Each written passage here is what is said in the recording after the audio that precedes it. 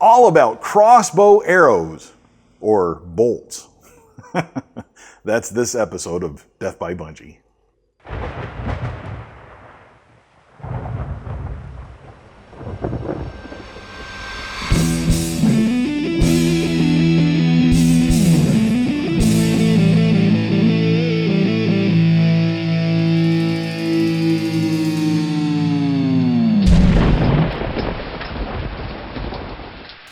Lots of people ask me what kind of arrows I use. Lots of people ask me what I recommend as far as arrows are concerned for crossbow hunting or for crossbow target shooting, what have you.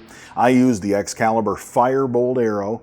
It is what my manufacturer recommends. That's what I use. 20 inches long, 265 grains, 4-inch vanes, and I add Luminox to the end of the arrow because I like the lighted knock.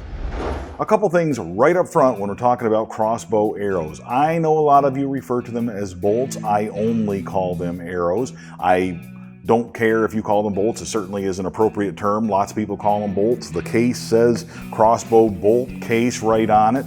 And if you look them up in a lot of catalogs, they refer to them as bolts in the catalogs as well. My arrows even say Firebolt. I mean, bolt is in the name, the brand name of the arrow. Historically, crossbows shot bolts, that's for sure. But a bolt, historically, was also something very short. It was a one-piece of metal, very similar to a bolt that you would put a nut on and use in some kind of machinery or something like that. I refer to them as arrows, though, because over the past 10 years, as we've been trying to introduce crossbows into archery seasons, we've gotten a lot of resistance from the people who are compound bow or traditional bow archers.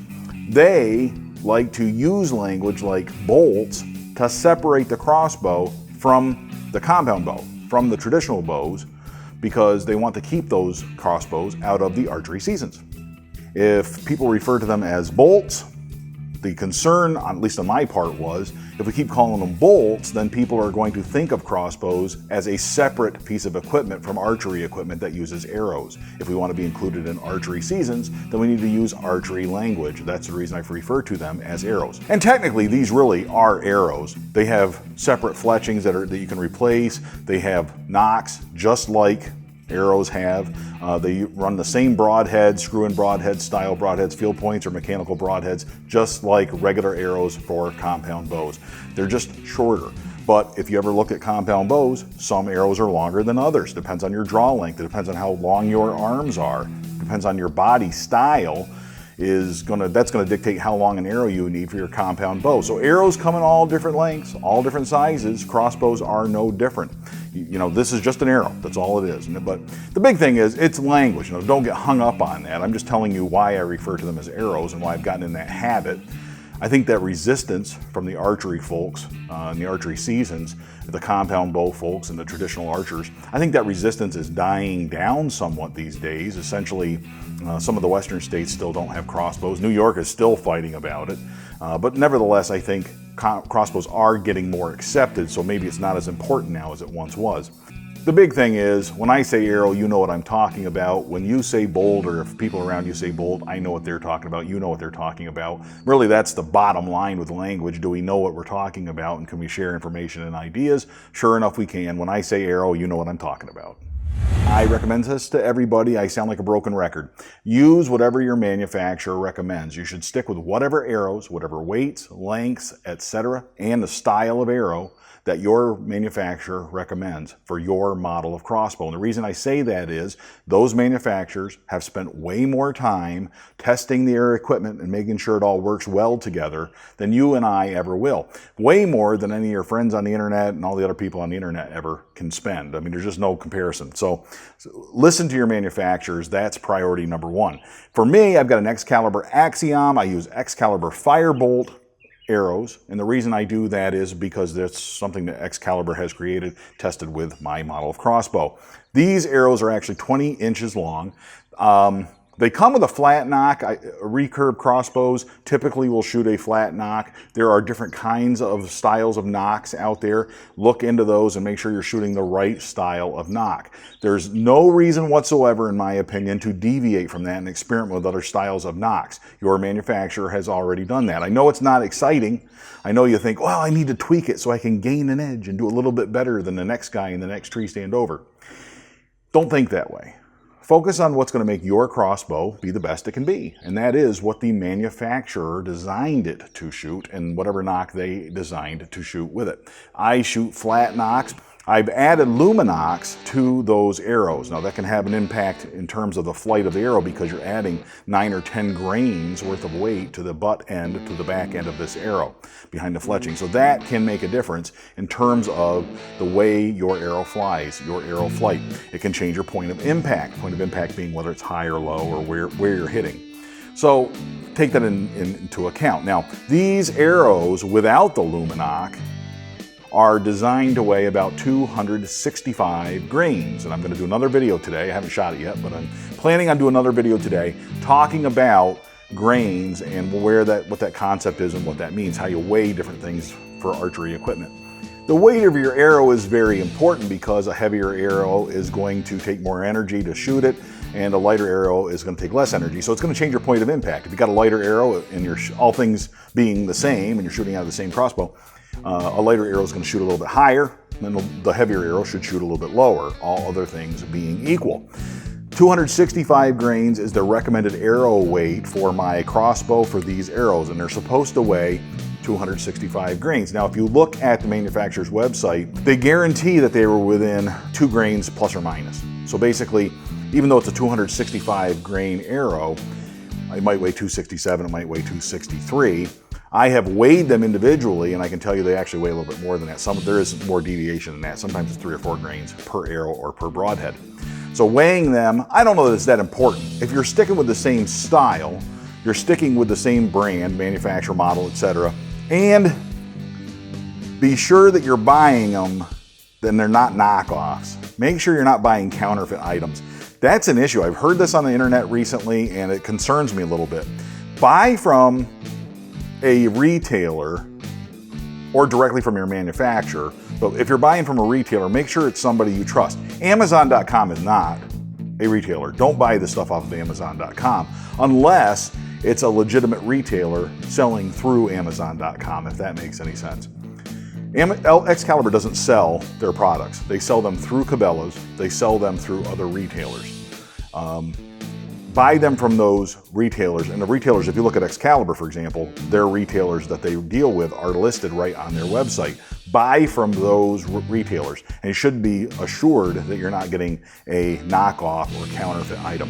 There are Chinese broadheads being shipped in here, sold for 1/3 the price, sold for half the price of what you would normally buy. Buy it from the manufacturer or from a retailer who deals with it, who's authorized by that manufacturer to sell that product. If you don't, you might be getting a knockoff product or counterfeit product, and then it won't perform. It won't weigh the same necessarily, won't be made to the same specifications that the manufacturer expected. You can have all sorts of problems. To avoid that, buy from retailers authorized by your manufacturer.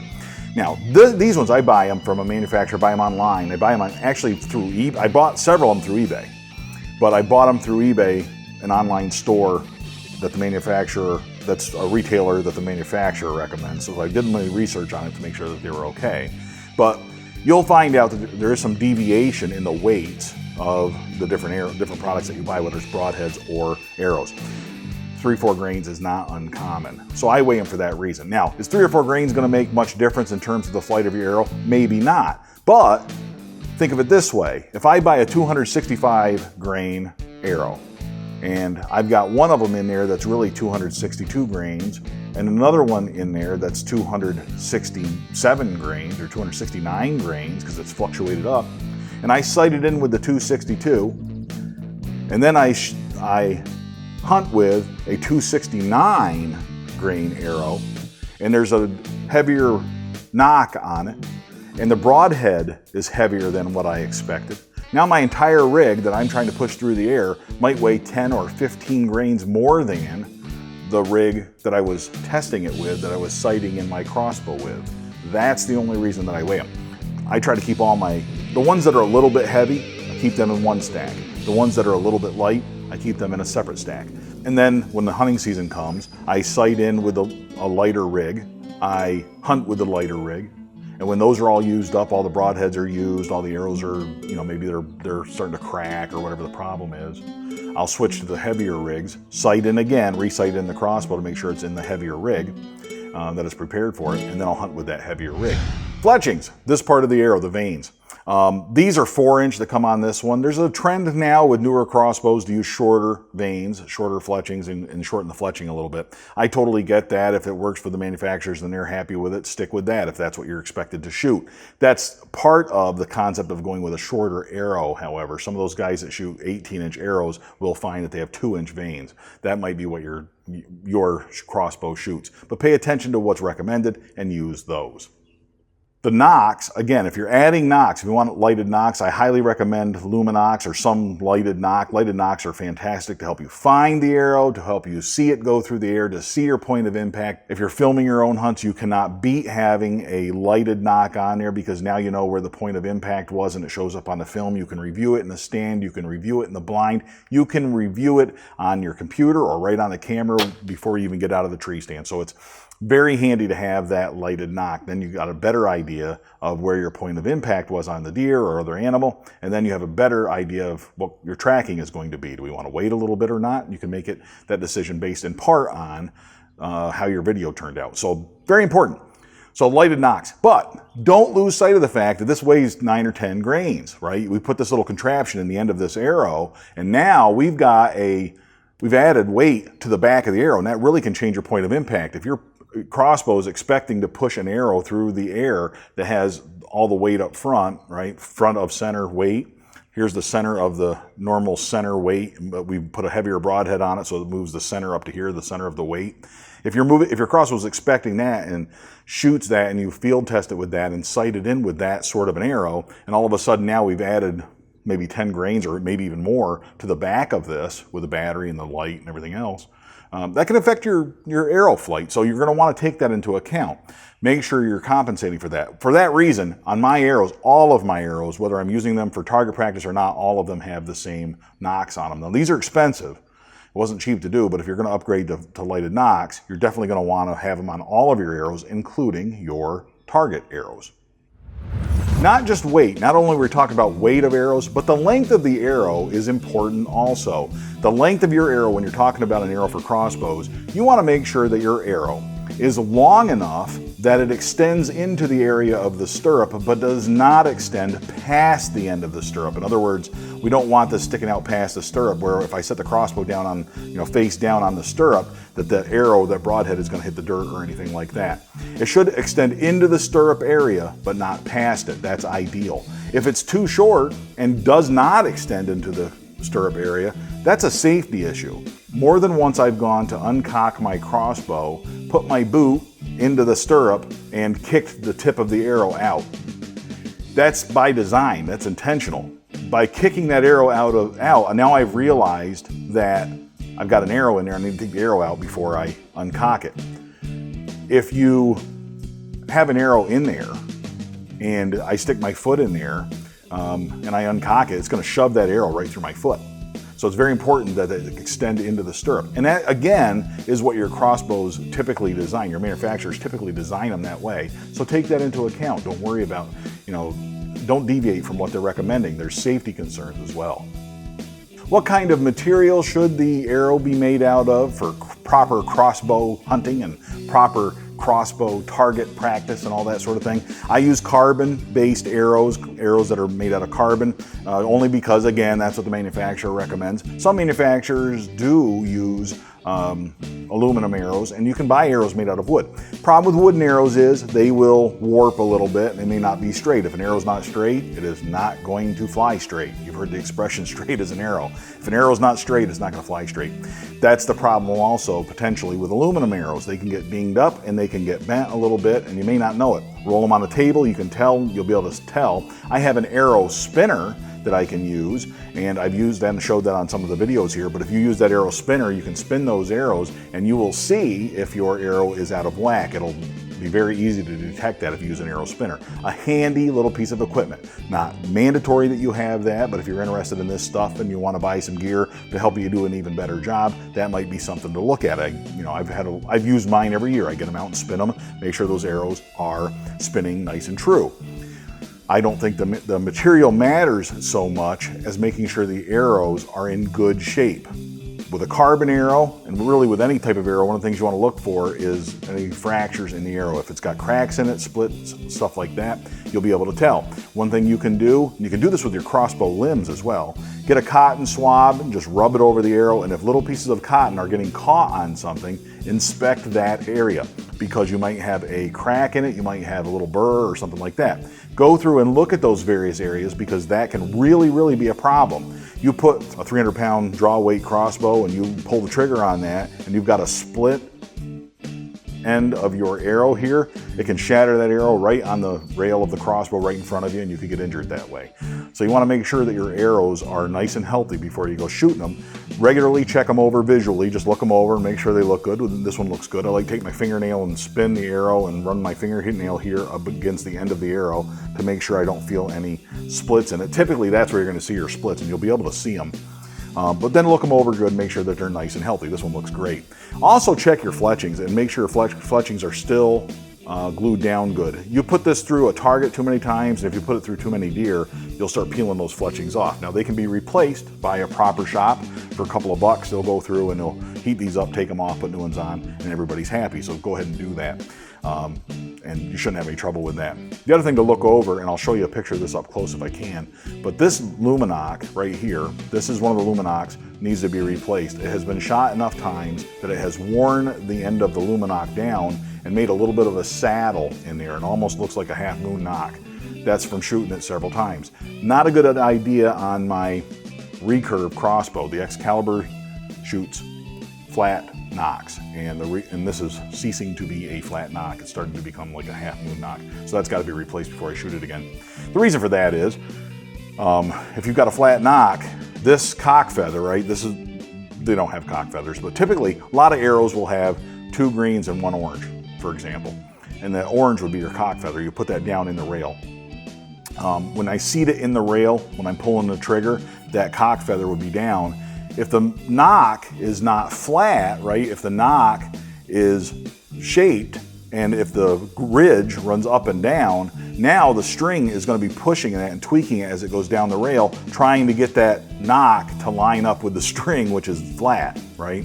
It's going to twist that arrow. You don't want that to happen. You want the arrow to leave the rail straight and then start spinning as it's going through the air because of the curvature of the vanes, right? That's what's gonna, those fletchings are what's gonna twist that arrow as it's going in flight. You don't want the knock to create that spinning too soon. So you gotta make sure you got flat knocks, at least on my crossbow. Now yours may have snap-on knocks, it may have half moon knocks or whatever else. If you have a different style knock, use that. They make an omni knock now that has like a little bit of has little bumps on it and that sort of thing. I don't use those because it's not what my manufacturer recommends. If you want to experiment with those, be my guest, but you're running a risk of damaging your equipment. You're running a risk of not being satisfied with the money that you spent. I have not been disappointed yet by my equipment when I have stuck with equipment that my manufacturer recommends. So why would I change it? I just won't change it. So I know it's boring. I know everybody wants to tune in and say, oh, Rich is trying out this new kind of gear and all that stuff. I just don't try out new kinds of gear. This stuff works. I'm not going to switch unless it works. If it didn't work, I would switch.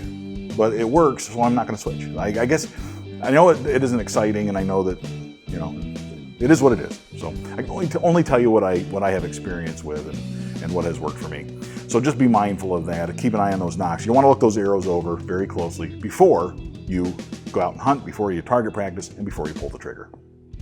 One thing I do recommend you look into, especially if you travel with your crossbow, is a crossbow arrow case, something along the lines of this. This is the MTM case guard. You can check them out on mtmcaseguard.com. Crossbow bolt case is what it says. It's a nice heavy-duty plastic case. Got a little snaps on there just so you can keep your arrows in there, keep them all nice and safe. But it's shorter than the arrow. Like if you got one for a compound bow, the arrows are this long, the case is going to be a lot longer. This fits right in the suitcase. I've taken it to Arizona with me, for example, and I keep my arrows right in here. You can see where they fit right in here, nice little styrofoam holders. I can rubber band them together. I've got the broken ones in here and labeled. I've got receipts from when I got the arrows refleshed. I keep all of that stuff right in this little case. But the most important thing is this keeps them handy when I'm traveling. I can take all of my arrows with me in case I need backups, and they're all handy. They're all nice and protected in this little case. Look into one of these. Well, I hope you enjoyed this episode of Death by Bunjie. You now know why I call them arrows and not bolts, and you know everything I know about arrows, which isn't a whole lot, but at least it's interesting to talk about. And if you have comments about this, if you have questions about it, leave them in the comments section to this video. I'll be more than happy to provide any information I have and supplement it there in the comments or with a future video, whatever you have in mind. And but on the other hand, if you have comments and if you disagree with something that I had to say here, or you have extra information, please share that as well. I love talking about this stuff and hearing more. Until next time, all hail Bunjie! The second state is number one.